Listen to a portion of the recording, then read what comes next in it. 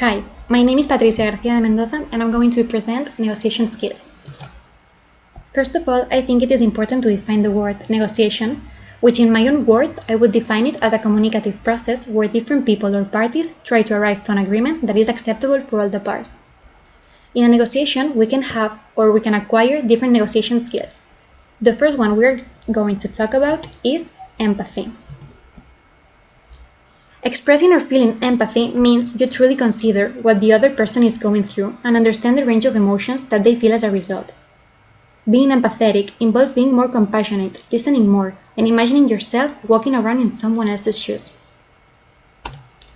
When building empathy skills, it is necessary to take into account 4 different key elements.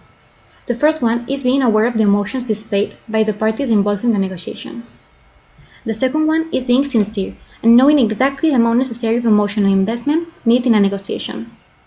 The third one is being thoughtful and consider all the elements in the situation. And finally, being honest in order to build a relationship that lasts with either coworkers, employees, people you are negotiating with, etc. If you have negotiated with someone, you have been honest, and it has worked, that person is going to come back to negotiate with you again. Nonetheless, empathy does not always work out in negotiations. Sometimes it is rejected. In fact, as the quote says, giving empathy is not sufficient to realize empathy. There must be also willingness, ability, and even skill in receiving empathy. This rejection can be perceived by discursive attributes, like for instance, interruption, a denial to let the other party talk, cutting off the participants, etc. Or also by communicative acts, like rejections, phrases including irony, giving orders, or gestures that suggest that the other person is going to get up and leave the room at any moment. Then we have the second negotiation skill, which is tolerance. I would define tolerance as letting other people talk about their opinions and thoughts, and accept them, even if I do not have the same opinion or I do not agree with their statements. In negotiations, it is common to have some uncertainty in reference to what the other party's intentions are.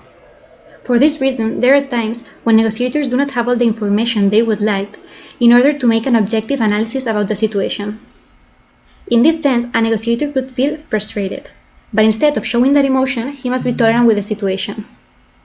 If not, this individual could arrive to the point where he cannot prosper in a personal and professional way, in some work chances that he might have in the future.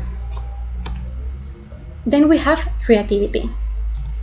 Creativity is another very important skill when negotiating, and it can be described as thinking outside the box and coming up with new, unique solutions to the issues at hand, as well as helping to generate the best possible outcome for everyone at the negotiating table. In this context, it can be argued that in negotiations, the skill of creativity is more relevant than knowledge. This statement will be justified with the next example. Mark Thompson was a man that wanted to sell his long-term established company, and when he said so, he received 3 proposals.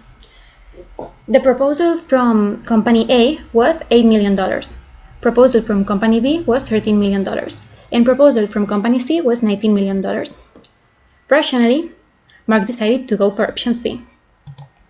However, the advisor he had hired convinced him to be creative, to think outside the box.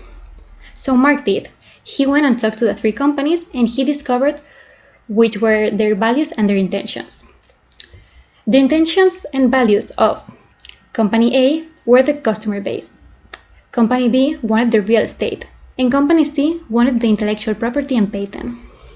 So, by being creative, Mark ended up with 3 different deals, with 3 different companies, selling his business for $39 million. And finally, we have a creative case study, which happened in 2010. A group of Palestinians that were protesting against the Israeli occupation added a creative touch to one of the weekly protests they did in the Gaza Strip. They painted their bodies blue, like the characters from the hit movie Avatar. These characters were from the Navi race, who in the film faced the invasion of the human race. Palestinians equated their struggle with the Israeli occupation to the intergalactic one portrayed in the film. So I think this case is really interesting and really creative and really shows how creativity it is really important in life. Finally, in my opinion, I think the 3 skills above mentioned are necessary and relevant in all types of negotiations. However, I think they fit better in the collaborative style of negotiation. As a matter of fact, this win-win style is used when negotiators desire to recognize the emotions, motivations, or the true interest of all the negotiators involved. For this reason, empathy would be great in this type of bargaining. Then, creativity is also necessary, because if all the parties want to find a solution that equally benefits all of them, they need to use their imagination. Finally, if someone wants to make a deal in this type of situation, they need time to understand the true interests and values of the other parties, and consequently, they must be tolerant. So until here my presentation. Here you can see the bibliography I used. And that's it. Thank you very much.